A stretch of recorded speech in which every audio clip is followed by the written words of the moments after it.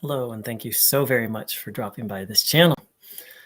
In this video, I wanted to share about my morning meditation and how joyful it brought me. And specifically, I was meditating on impermanence and the fact that my death is inevitable. And this actually brought me quite a bit of joy and a feeling of freedom. So I'm going to be speaking about this from the perspective of Buddha Dharma, which means the teachings of the Buddha. But truly, it's actually not, yes, it's what the Buddha taught, but it's actually just the truth. Death is inevitable for all of us. And through becoming aware of that, it can actually bring so much more joy to life. So right now in my morning meditation, I was contemplating impermanence, which the fact that everything is constantly changing. And part of that is to reflect on one's mortality, that this life is going to come to an end. Very specifically, I was contemplating the phrase, I myself cannot stay long in this world and will have to go to the next life.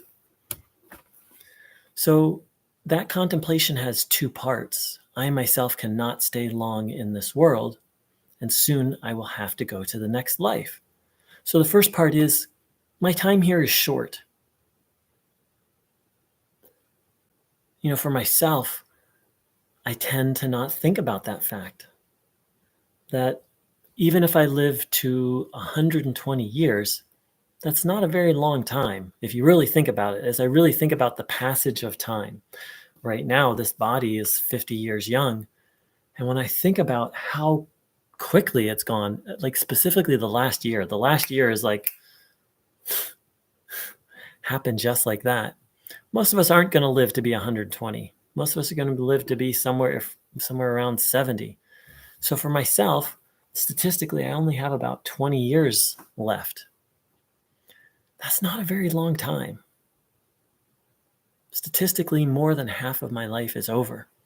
And so it's possible to have a depressed reaction to this. And I've had those moments, but right here, right now, as I contemplate that, it really gets me to the point of really wanting to take my time here seriously.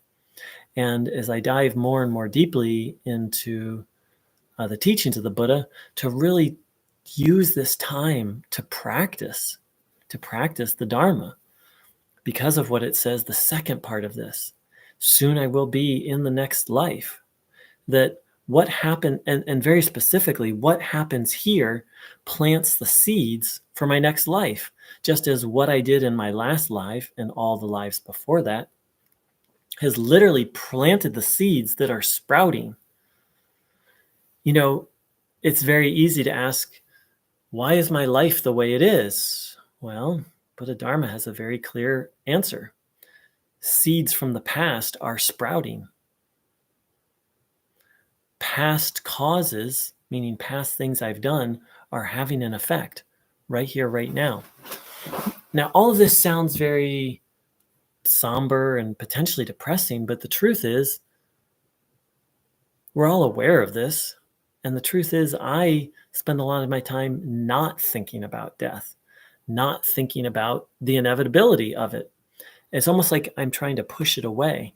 And so when I actually accept it and actually contemplate it, it brings a kind of freedom. I think partially because I'm living in harmony with reality, or I'm aware of reality, and then it invites me to live in harmony with reality. To really prioritize what's important, because I don't have, and none of us have, limited time, unlimited time. We all have limited time. So it's like, what's really important? And as someone who's on a spiritual journey and who's convinced that, this lifetime is not my only lifetime, and what I do here is going to determine the quality of my life, and specifically as someone who has suffered a lot, it's like, I want to plant good seeds. But that's just my own personal reflection. But contemplating death really calls to mind what's important. And really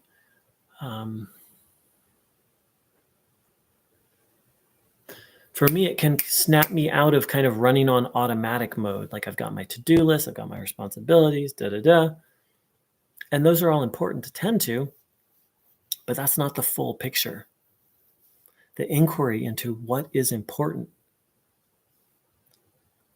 Let me backtrack.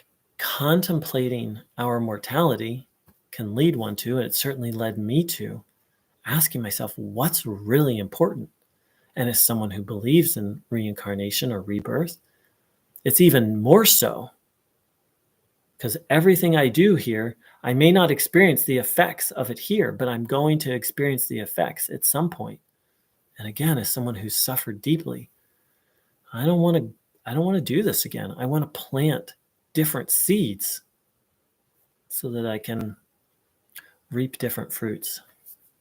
Thank you so very much for joining in. That contemplation is from the book, The Jewel Ornament of Liberation.